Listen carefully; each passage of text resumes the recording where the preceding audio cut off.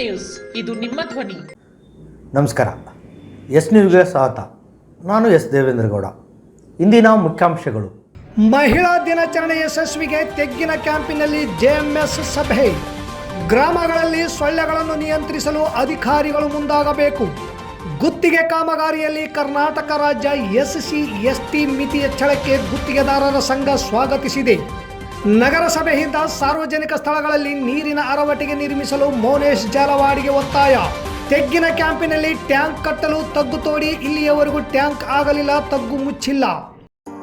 Sunrise group of institute Sindhanur ಕೇಂದ್ರ ಮತ್ತು ರಾಜ್ಯ ಸರ್ಕಾರದಿಂದ ಮಾನ್ಯತೆ ಪಡೆದಿದೆ. ಪ್ರಿಯ ಪಾಲಕರೇ ಹಾಗೂ ವಿದ್ಯಾರ್ಥಿಗಳೇ, ನಿಮ್ಮ ಉಜ್ವಲ ಭವಿಷ್ಯಕ್ಕಾಗಿ ಒಮ್ಮೆ ಈ ಸಂಸ್ಥೆಗೆ ಭೇಟಿ ನೀಡಿ. Sunrise college of pharmacy, sunrise school of nursing, sunrise paramedical college Sindhanur. ಈ ಸಂಸ್ಥೆಯಲ್ಲಿರುವ ಕೋರ್ಸ್ಗಳು ಡಿ ಫಾರ್ಮಸಿ ವಿದ್ಯಾರ್ಹತೆ PUC ಸೈನ್ಸ್ ಪಾಸ್, ಅವಧಿ 2 ವರ್ಷ. ನರ್ಸಿಂಗ್ GNM ವಿದ್ಯಾರ್ಹತೆ ದ್ವಿತೀಯ PUC, ಕಲಾ ಮತ್ತು ವಿಜ್ಞಾನ ವಾಣಿಜ್ಯ, ಅವಧಿ 3 ವರ್ಷ.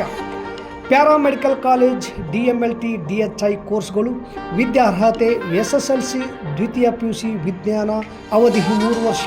ಹಾಗೂ ಈ ಸಂಸ್ಥೆಯ ವಿಶೇಷತೆ ಏನೆಂದರೆ ಅನುಭವಿ ಉಪನ್ಯಾಸಕರಿಂದ ಬೋಧನೆ, ಪ್ರತಿ ಶನಿವಾರ ವಿಶೇಷ ತಜ್ಞ ವೈದ್ಯರಿಂದ ಉಪನ್ಯಾಸ, ಸುಸಜ್ಜಿತ ಕಟ್ಟಡ, ಸ್ಮಾರ್ಟ್ ಕ್ಲಾಸಸ್ ಹಾಗೂ ವಿಶೇಷವಾಗಿ ಎಲ್ಲ ವಿದ್ಯಾರ್ಥಿಗಳ ಸುರಕ್ಷತೆಗಾಗಿ CC ಕ್ಯಾಮೆರಾ ಅಳವಡಿಸಲಾಗಿದೆ. ಮತ್ತು ವಿದ್ಯಾರ್ಥಿಗಳಿಗೆ ಕಲಿಕಾ ಅನುಭವಕ್ಕಾಗಿ ಸಿಂಧನೂರು ಹಾಗೂ ವಿವಿಧ ನಗರದ ತಜ್ಞ ವೈದ್ಯರಿಂದ ಉಚಿತವಾಗಿ ಸುಮಾರು ಆರೋಗ್ಯ ತಪಾಸಣೆ ಶಿಬಿರದಲ್ಲಿ ವಿದ್ಯಾರ್ಥಿಗಳು ಭಾಗವಹಿಸಿ ವಿಶೇಷ ಕಲಿಕಾ ಅನುಭವವನ್ನು ಪಡೆದಿರುತ್ತಾರೆ. ಪ್ರವೇಶಕ್ಕಾಗಿ ಹಿಂದೆ ಸಂಪರ್ಕಿಸಿ. ಇರ್ಫಾನ್ K, ಅಧ್ಯಕ್ಷರು, Sunrise group of D pharmacy, nursing GNM, paramedical DMLT ಹಾಗೂ DHI ಕಾಲೇಜ್ ಸಿಂಧನೂರು. ವಾಸವಿ ಕಲ್ಯಾಣ ಮಂಟಪದ ಮುಂಭಾಗ, PWD ಕ್ಯಾಂಪ್, ರಾಯಚೂರು ರಸ್ತೆ, ಸಿಂಧನೂರು. Phone number 8197143588, 8904242655, 9036731385. ವಾರ್ತೆಗಳ ವಿವರ. ಇದೇ ತಿಂಗಳು 27ರಂದು ತಾಲೂಕಿನ ಬೂತಲ್ದಿನ್ನಿಯಲ್ಲಿ JMS ಹಾಗೂ ಮನ್ರೇಗಾ ಮತ್ತು KPRS ಸಂಘಟನೆಗಳು ಜಂಟಿಯಾಗಿ ಅಂತಾರಾಷ್ಟ್ರೀಯ ಮಹಿಳಾ ದಿನಾಚರಣೆ ಹಮ್ಮಿಕೊಂಡಿದ್ದು, ಅದರ ಯಶಸ್ವಿಗಾಗಿ ಇಂದು ತೆಗ್ಗಿನ ಕ್ಯಾಂಪಿನಲ್ಲಿ ಸಭೆ ನಡೆಸಿದರು. ಸಭೆಯಲ್ಲಿ ಭಾಗವಹಿಸಿದ ಅಖಿಲ ಭಾರತ ಜನವಾದಿ ಮಹಿಳಾ ಸಂಘಟನೆಯ ಜಿಲ್ಲಾಧ್ಯಕ್ಷೆ ಶಕುಂತಲಾ ಪಾಟೀಲ್, ಇಂದಿನ ದಿನಗಳಲ್ಲಿ ಮಹಿಳೆಯರನ್ನು ಸಮಾಜ ನೋಡುವ ಸ್ಥಿತಿ, ಮಹಿಳೆ ಮತ್ತು ಹೆಣ್ಣು ಮಕ್ಕಳ ಮೇಲೆ ನಡೆಯುವ ದೌರ್ಜನ್ಯ ಮತ್ತು ಮಹಿಳಾ ದಿನಾಚರಣೆಯ ಮಹತ್ವದ ಕುರಿತು ಸಭೆಗೆ ಮಾಹಿತಿ ನೀಡಿ, ಈ ತಿಂಗಳು 27ರಂದು ಬೂತಲ್ದಿನ್ನಿಯಲ್ಲಿ ನಡೆಯುವ ಮಹಿಳಾ ದಿನಾಚರಣೆಗೆ ಮಹಿಳೆಯರು ಮತ್ತು ಪುರುಷರು ಭಾಗವಹಿಸಬೇಕೆಂದು ಮನವಿ ಮಾಡಿದರು. ಈ ಸಭೆಯಲ್ಲಿ ಹಾಜರಿದ್ದ KPRS ಜಿಲ್ಲಾ ಉಪಾಧ್ಯಕ್ಷ ಬಸವಂತರಾಯಗೌಡ ಕಲ್ಲೂರು ಮಾತನಾಡಿ, ಮಹಿಳೆಯರನ್ನು ಗೌರವಿಸುವ ನೆಪದಲ್ಲಿ ಶೋಷಣೆ ನಡೆಯುತ್ತಿದೆ. ಮಹಿಳೆಗೆ ದೇವತೆಯರ ಸ್ಥಾನ ನೀಡುತ್ತಲೇ ಅವರ ಮೇಲೆ ನಿರಂತರ ದೈಹಿಕ ಹಲ್ಲೆಯಂತಹ ಘಟನೆಗಳು ಹೆಚ್ಚಾಗುತ್ತಿವೆ. ನಮ್ಮ ಜಿಲ್ಲೆಯಲ್ಲಿಯೇ ಕಳೆದ ತಿಂಗಳಿನಲ್ಲಿ 3-4 ಘಟನೆಗಳು ಜರುಗಿದವು. ಈ ಕುರಿತು ಮಹಿಳೆ ತಿಳಿದುಕೊಂಡು ಜಾಗೃತಳಾಗಬೇಕೆಂದರು. ಸಭೆಯಲ್ಲಿ ವನುಜಾ, ಬಸಮ್ಮ, ಲಲಿತಮ್ಮ, ರಾಜೇಶ್ವರಿ, ಅನುಷಾ, ಅಮರಮ್ಮ, ಸುನಿತಾ, ಮೀನಾಕ್ಷಿ, ಸತ್ಯಪಾಂಡು, ದೇವೇಂದ್ರಗೌಡ, ಕೊಂಡಯ್ಯ, ಅನ್ನರಾವ್ ಸೇರಿದಂತೆ ಅನೇಕರಿದ್ದರು. ಗ್ರಾಮಗಳಲ್ಲಿ ಸೊಳ್ಳೆಗಳು ವಿಪರೀತವಾಗಿ ದಿನೇ ದಿನೇ ಹೆಚ್ಚಾಗುತ್ತಿದ್ದು, ಇದರಿಂದ ಗ್ರಾಮೀಣ ಜನರು ಮತ್ತು ಜಾನುವಾರುಗಳ ಆರೋಗ್ಯದ ಮೇಲೆ ದುಷ್ಪರಿಣಾಮ ಬೀರುವ ಸಂಭವ ಇರುವುದರಿಂದ ಎಲ್ಲ ಗ್ರಾಮಗಳಲ್ಲಿ ಸೊಳ್ಳೆಗಳನ್ನು ನಿಯಂತ್ರಿಸಲು ಗ್ರಾಮ ಪಂಚಾಯಿತಿ ಅಧಿಕಾರಿಗಳು ಪ್ರತಿನಿತ್ಯ ಫಾಗಿಂಗ್ ಮಾಡಬೇಕೆಂದು DSS ಮುಖಂಡ ರಮೇಶ್ ಶ್ರೀನಿವಾಸ್ ಕ್ಯಾಂಪ್ ಒತ್ತಾಯಿಸಿದ್ದಾರೆ.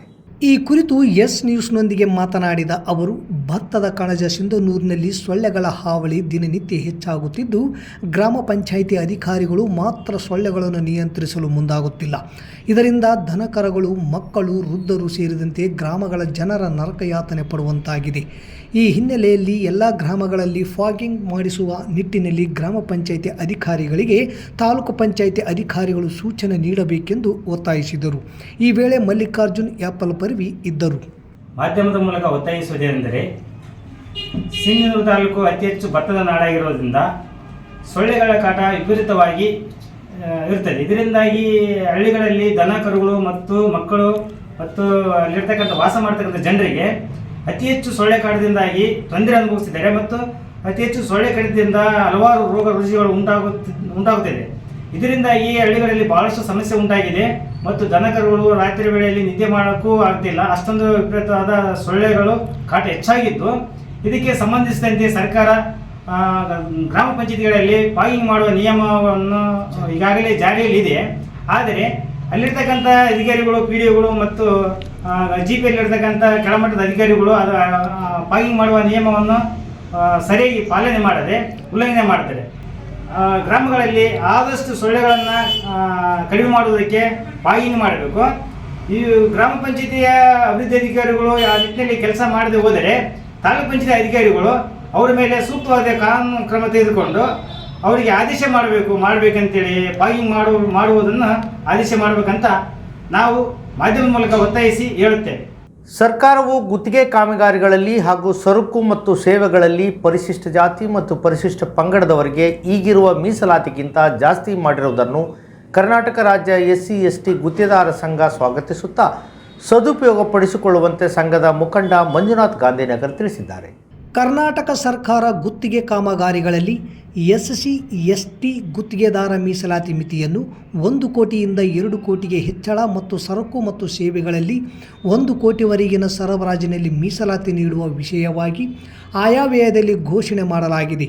ಸದರಿ ವಿಷಯಕ್ಕೆ ಸಂಬಂಧಿಸಿದಂತೆ ಇದೇ ಅಧಿವೇಶನದಲ್ಲಿ ಬಿಲ್ ಮಂಡನೆ ಆಗುತ್ತಿದ್ದು, ಆದೇಶವು ಏಪ್ರಿಲ್ 1ರಿಂದಲೇ ಜಾರಿಗೆ ಬರುತ್ತದೆ.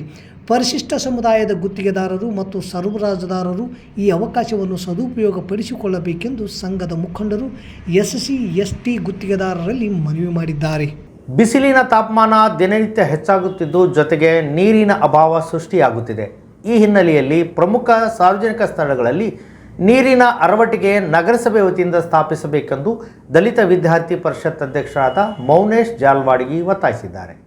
ಜನರ ಅನುಕೂಲಕ್ಕಾಗಿ ಕೆಲವು ಸಂಘ ಸಂಸ್ಥೆಗಳು ನೀರಿನ ಅರವಟಿಗೆ ಸ್ಥಾಪಿಸುತ್ತಿರುವುದು ಅತ್ಯಂತ ಸ್ವಾಗತಾರ್ಹವಾದ ಸಂಗತಿ.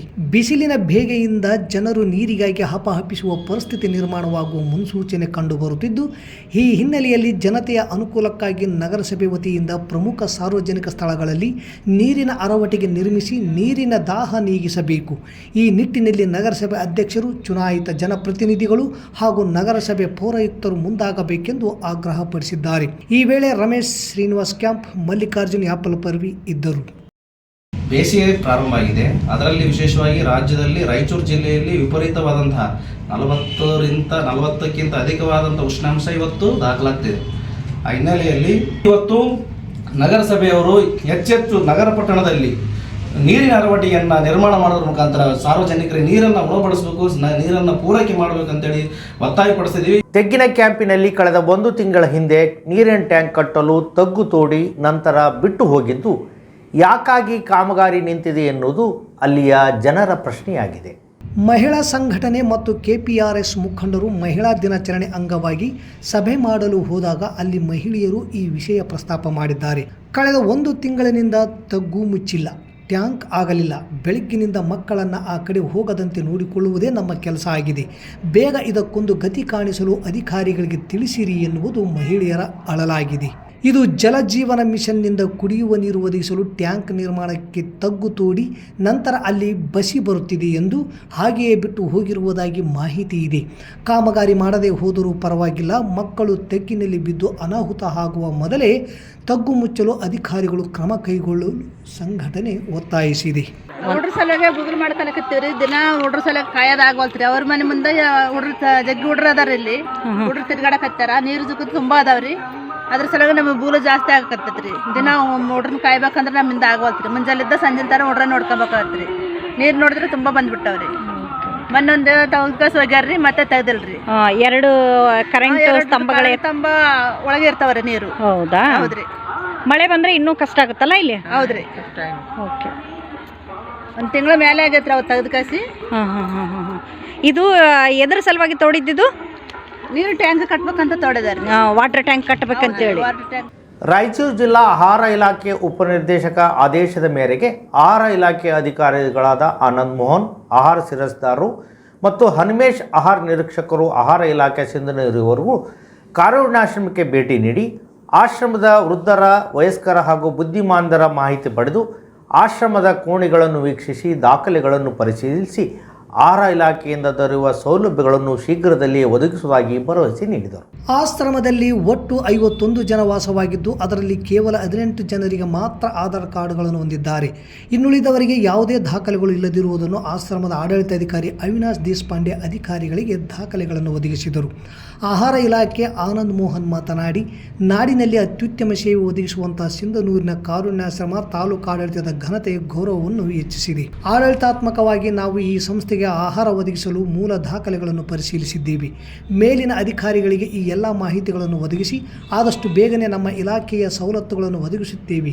ಮುಂದಿನ ದಿನಮಾನಗಳಲ್ಲಿ ನಾವು ಕೂಡ ವೈಯಕ್ತಿಕವಾಗಿ ಕಾರುಣ್ಯ ಕುಟುಂಬಕ್ಕೆ ಸಹಾಯ ಸಹಕಾರ ನೀಡುತ್ತೇವೆ ಎಂದು ಆಶ್ರಮದ ಸೇವೆಗೆ ಮೆಚ್ಚುಗೆ ವ್ಯಕ್ತಪಡಿಸಿದರು. ಈ ಸಮಯದಲ್ಲಿ ಆಹಾರ ಇಲಾಖೆಯ ನಿರೀಕ್ಷಕರಾದ ಅನುಮೇಶ್, ಆಶ್ರಮದ ಆಡಳಿತಾಧಿಕಾರಿಗಳಾದ ಅವಿನಾಶ್ ದೇಶಪಾಂಡೆ, ಶ್ರೀಮಠ ಸೇವಾ ಟ್ರಸ್ಟ್ನ ಸದಸ್ಯರಾದ ಸುಜಾತ ಹಿರೇಮಠ್, ಆಶ್ರಮದ ಸಿಬ್ಬಂದಿಗಳಾದ ಶರಣಮ್ಮ, ಸಿದ್ದಯ್ಯ ಸ್ವಾಮಿ, ಮರಿಯಪ್ಪ, ರಿಯಾಜ್ ಸೇರಿದಂತೆ ಅನೇಕರು ಉಪಸ್ಥಿತರಿದ್ದರು. ಮತ್ತೊಮ್ಮೆ ಮುಖ್ಯಾಂಶಗಳು. ಮಹಿಳಾ ದಿನಾಚರಣೆ ಯಶಸ್ವಿಗೆ ತೆಗ್ಗಿನ ಕ್ಯಾಂಪಿನಲ್ಲಿ ಜೆಎಂಎಸ್ ಸಭೆ. ಗ್ರಾಮಗಳಲ್ಲಿ ಸೊಳ್ಳೆಗಳನ್ನು ನಿಯಂತ್ರಿಸಲು ಅಧಿಕಾರಿಗಳು ಮುಂದಾಗಬೇಕು. ಗುತ್ತಿಗೆ ಕಾಮಗಾರಿಯಲ್ಲಿ ಕರ್ನಾಟಕ ರಾಜ್ಯ SC ST ಮಿತಿ ಹೆಚ್ಚಳಕ್ಕೆ ಗುತ್ತಿಗೆದಾರರ ಸಂಘ ಸ್ವಾಗತಿಸಿದೆ. ನಗರಸಭೆಯಿಂದ ಸಾರ್ವಜನಿಕ ಸ್ಥಳಗಳಲ್ಲಿ ನೀರಿನ ಅರವಟಿಗೆ ನಿರ್ಮಿಸಲು ಮೋನೇಶ್ ಜಾಲವಾಡಿಗೆ ಒತ್ತಾಯ. ತೆಗ್ಗಿನ ಕ್ಯಾಂಪಿನಲ್ಲಿ ಟ್ಯಾಂಕ್ ಕಟ್ಟಲು ತಗ್ಗು ತೋಡಿ ಇಲ್ಲಿಯವರೆಗೂ ಟ್ಯಾಂಕ್ ಆಗಲಿಲ್ಲ, ತಗ್ಗು ಮುಚ್ಚಿಲ್ಲ. ಇಲ್ಲಿಗೆ ವಾರ್ತಾ ಪ್ರಸಾರ ಮುಕ್ತಾಯವಾಯಿತು. ನಿರಂತರ ಸುದ್ದಿಗಾಗಿ ವೀಕ್ಷಿಸಿ ಎಸ್ ನ್ಯೂಸ್. ಇದು ನಿಮ್ಮ ಧ್ವನಿ. ನಮಸ್ಕಾರ. Sudiksha International School and PU College. Nursery to PUC. Admissions open for 2025-2026 batch. Located amidst lush greenery in Gadinadu, Ballari district. Sudiksha International School and PU College.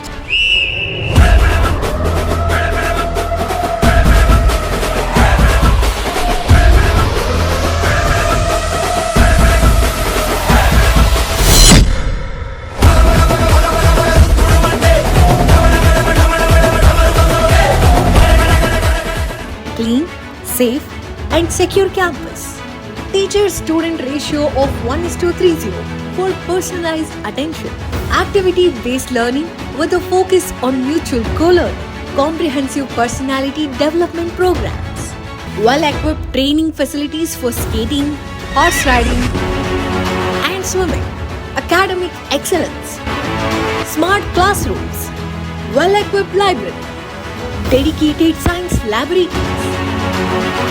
Physics, chemistry, biology and computer labs. Olympiad and foundation classes for competitive exam preparation. Residential facilities. Separate, spacious and secure hostels for boys and girls. Spacious playground for sports and recreation. Safe and reliable transportation facilities. Contact us. Sudiksha International School and PU College. Address: Ibrahimpura, Karchiganuru Road, Siruguppa, Ballari District. Contact number 9019632509 9980322129. Enroll today for your holistic learning experience and all-round development at Sudiksha International School and PU College.